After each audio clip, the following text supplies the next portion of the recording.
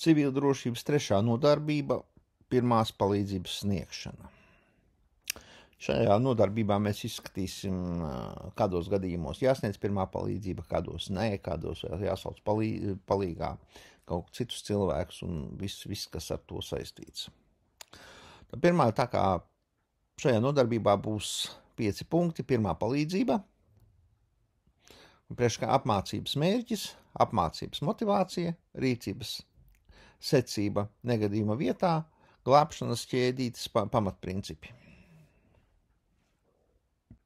Kā sniegt pirmo palīdzību, ja ar sagatavotību vai bez sagatavošanas, kādā līmeņa vai ar ekipējumu, bez ekipējuma. Ko mēs varam palīdzēt cilvēkam, ja ir noticis kaut kāda nelaime, kad ir saslimis vai trauma vai vēl kaut kāda problēma ar veselību. Tātad apmācības mērķis sniegs zināšanas pirmās palīdzības sniegšanā, iemācīties praktiski sniegt pirmo palīdzību cietušajam un saslimušajam. Apmācības motivācija. Iemācies palīdzēt citiem, kad vajadzēs, citi palīdzēs tev. Sniegt pirmo palīdzību ir vienkārši. Rīcības secība negadījuma vietā. Tātad, ko jādara, ja kaut kas ir noticis? Vispirms jau jāsaglabā miers, nevajag stresot, lai cilvēks, kurš ir ievainots, vēl ir uzstresos, viņš vēl arī sāks stresot un būs vairāk problēma nekā pirms tam. Ja cilvēks ir bezsamaņā, tāpat arī nevajag stresot, vajag censties loģiski izdomāt rīcību, kādā veidā palīdzēt cilvēkam. Tātad otrais ir, kas jānovērš, ir situācija, tas skaita tā visādus draudus un briesmas, par to mēs runāsim tālāk. Rīkojieties ātri, droši, bet mērķtiecīgi, sargiet pats sevi, lai nevajadzētu palīdzēt pēc tam jums. Tātad glābšanas darbības ķēde, kā notiekās. Tūlītēji pasākumi, palīdzības izsaukšana, cietušā aprūpe, ātrā palīdzība un slimnīca. Tātad tūlītēji pasākumi. Tas nozīmē, kad vajag novērst visus briesmu avotus kaut kādus, vai tā ir gāzes noplūde, vai tas ir degošais kaut kas, vai ko. Protams, skatoties neapraudot sevi, un tad sākt skatīties, kā jūs varat palīdzēt. Ja apkārt jums tur kaut kas degs vai sprāks vai vēl kaut kas būs, tad jūs savainos un būs 2 cilvēki jau jāglāb. Tā, un otrs ir, kas ir, tad ir dzīvības glābšanas pasākumu elpināšana, asins apturēšana, sirds masāža. Palīdzības izsaukšana. Kā notiekās palīdzības izsaukšana? Sauciet pēc apkārtējo palīdzības. Ja jūs palīdzat, ja jūs nodarbojaties ar cilvēku glābšanu vai kaut kādu to, avārijas novēršanu, tad, lai kā ātro palīdzi sauc kāds cits, jūs palīdzat cietušajam. Ātro palīdzību var izsaukt pa 113 telefonu, glābšanas dienests telefons ir 112, ātro palīdzību var izsaukt arī pa stacionāro telefonu 03. Kad kad jūs sazināties ar ātro palīdzību vai glābšanas dienestu, jāpastāsta, kur ir noticis negadījums, kas noticis, cik cietušo vai saslimušo. Nepārtrauciet sarunu, pirms tā nav izdarījis dispečers. Dispečers jums paskaidros, kā jums tālāk rīkoties, ko darīt. Dispečeriem var būt jautājumi, lai ātrāk varētu nokļūt līdz negadījuma vietai.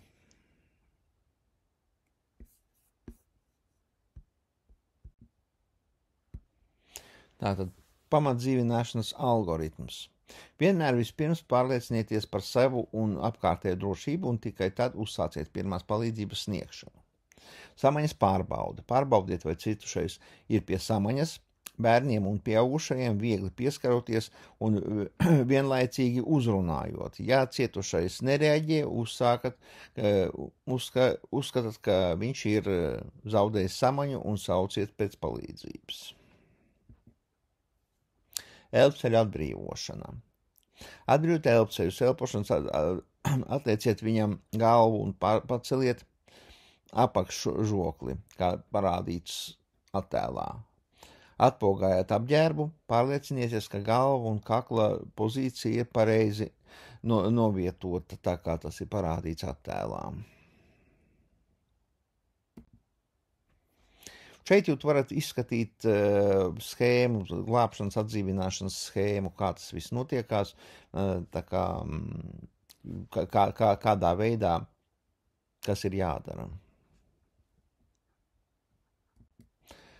Kad cilvēks sāk elpot, bet viņš ir vēl bez samaņas vai stāvoklī tādā, ka viņš nereaģē, viņa jānoliek ir pareizā pozā, kā parādīts attēlā, lai nolikt roku zem galvas, lai nebūtu aizspiesti elpceļi un vieglāk būtu elpošana. Cietušā aprūpe. Pirmās palīdzības līdz ātrās palīdzības ierašanās brīdim. Sniedziet palīdzību jārunā ar cietušo. Psiholoģiskā palīdzība. Runā mierīgi, nomierinoši, bet pārliecinoši.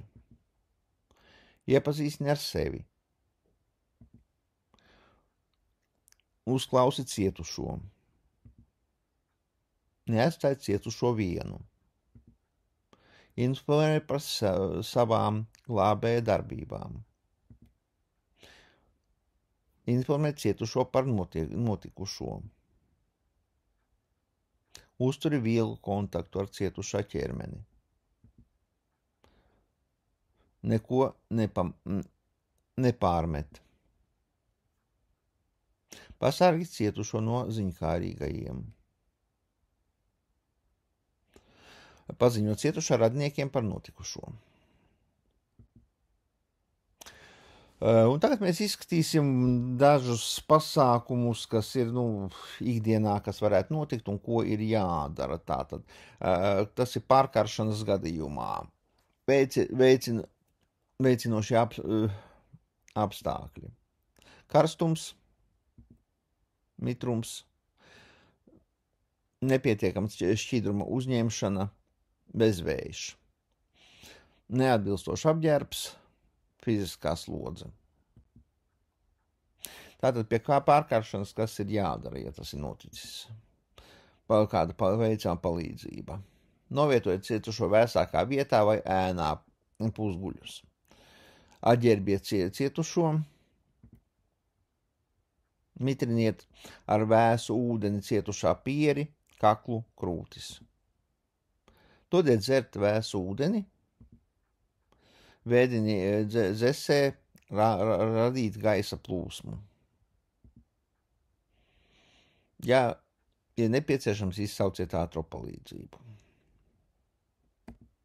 Šajā attēlā var redzēt, kā pareizi apturēt deguna asiņošanu. Tā kā noliekties uz priekšu, nedaudz noliecoties uz priekšu, aizspiežot degunu, nedrīkst atpakaļ atliekt galvu, tā kā ja jūs atliekat atpakaļ galvu, tad asins var nokļūt elpceļos un sasniegt lielākas problēmas. Ja ir stipra asiņošana, tas ir, ja ir cimdi, tad uzvelk cimdus, atbrīvojot asiņošanas vietu un no apģērba, aizspiediet brūci, novietojiet cietušo guļus ar asiņošanu vietu uz augšu, pārliecinieties, ka asiņošana ir apturēta, zvaniet ātrajiem, turiet brūci aizspiestu līdz ātrā palīdzība atbrauks. Aprūpēt nomieriniet cietušo. Principā ir vēl tā, ka var stipri asiņot brūces, kuras nav bīstamas. Tas ir kaut kur deguns, ausis, galvā, kaut kādas nelielas skrampas, jo tās ir vietas, kas ir ļoti asiņojošas, bet viņas nav tik bīstamas. Protams, asins jācenšas apturēt, bet nevajag satraukties, jo tas nav bīstams asiņojums. Ja ir apdegums, noplaucējums, apdegums, ko darīt šīs tādos gadījumos. Pēc iespējas ātrāk apdegumu vietu dzēsē ar vēsu tekošu ūdeni vismaz 10 minūtes. Novelc nociet no traumas ķermeņa daļas, apavus, gredzenus apģērbus. Nesplēs nospiedušos apģērba gabalus, jo tas vēl palielina traumatismu. Neatveriet pūšļus, tas arī var infekciju ienest, un viss tas, lai viņš viss dabīgi pastāv. Nevajag lietot arī ziedas un pūderus. Ir speciāli līdzekļi, kas ir pret apdegumiem, bet tas, kas ir vienkārši, kas ir domāts higiēnai, tas nav tam domāts. Izsauciet ātros, ja ir nepieciešamība. Nevajag ļaut atzist cietušajam, priekš tam ir izmantojams kaut kāds silts apģērbs vai kaut vai folijas sega, vai kas ir par rokai. Un arī tāpat aprūpēt un nomierināt cietušo vajag, tā kā bija agrāk runāts. Paldies par uzmanību!